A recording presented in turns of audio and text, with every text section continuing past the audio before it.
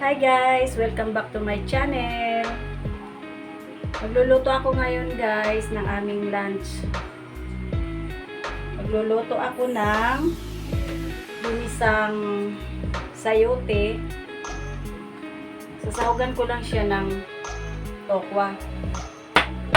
Ilagyan ko siya ng nor cubes. Guys, ito na ang sayote. Ano natin tokwa. Nagigit tayo ng bisa.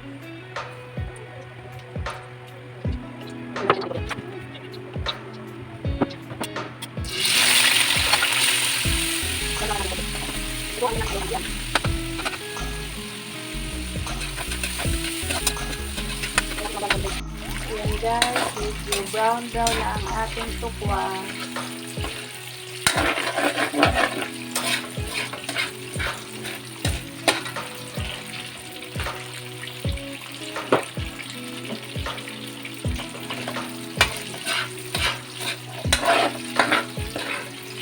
Pabilang natin siya dyan. Gawasan natin ang konti ang ating mantika. Marami.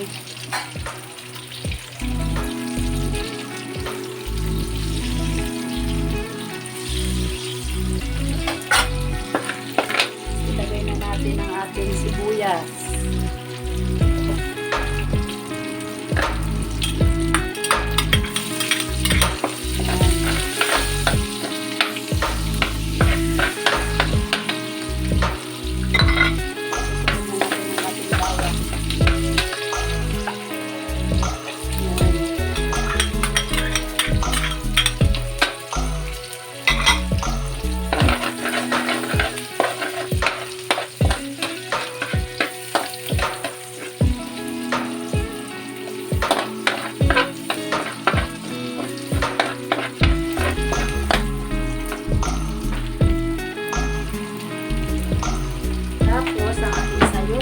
Hugasan ko na ito kanina guys.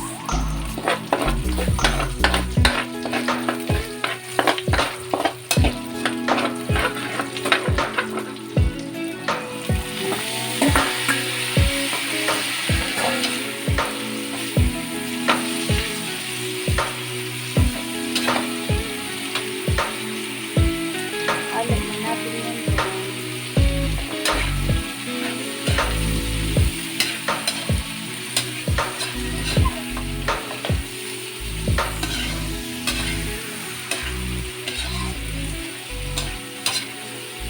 Kailangan ng karne.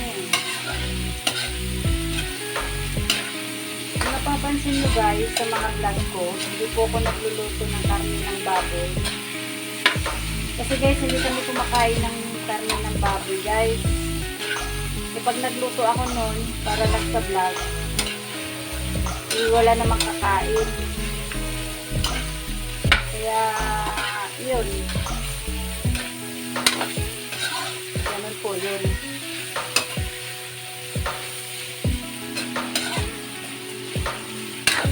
Ayan, tapos lagyan muna natin ito ng tubig.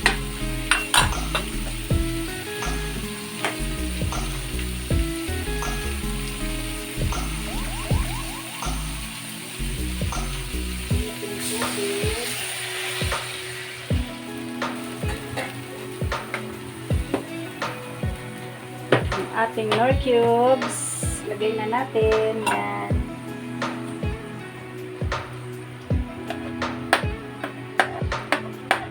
Every time na nagluluto ako guys, laging may nor cubes kasi pampalasa yun eh, pampasarap.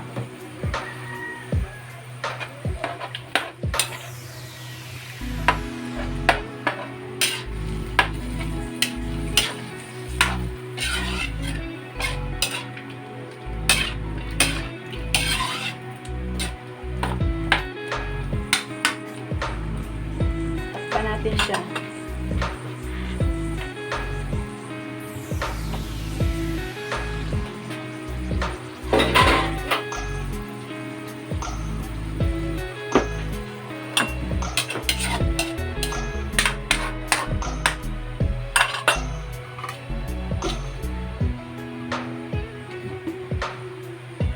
Balikan natin siya mamaya guys. A few moments later.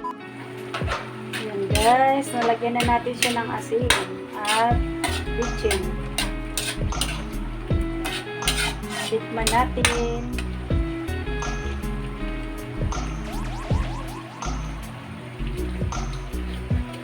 Sarap.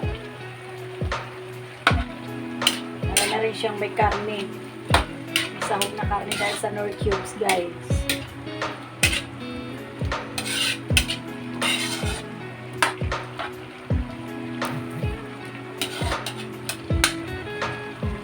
Tuloyin pa natin siya ng konti, guys. Balikan natin mamaya ulit. 2,000 years later. Gulay, isang sayote with tokwa and Knorr cubes.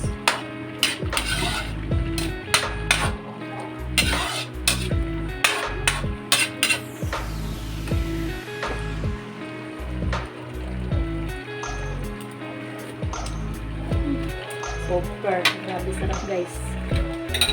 Lagyan natin ng paminta.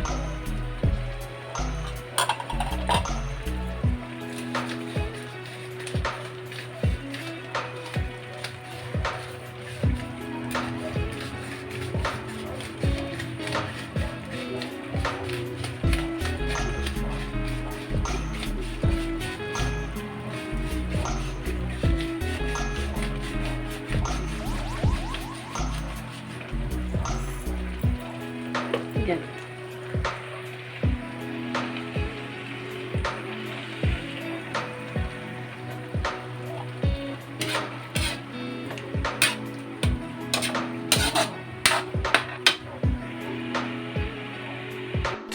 Thousand years later. Ito naman, guys, ang ating ginisang sayote with tokwa and Knorr cubes. Yan, ang sarap niyan, guys. Dahil sa Knorr cubes, meron siyang lasang karne. Thank you for watching, guys. See you in my next video. God bless you all.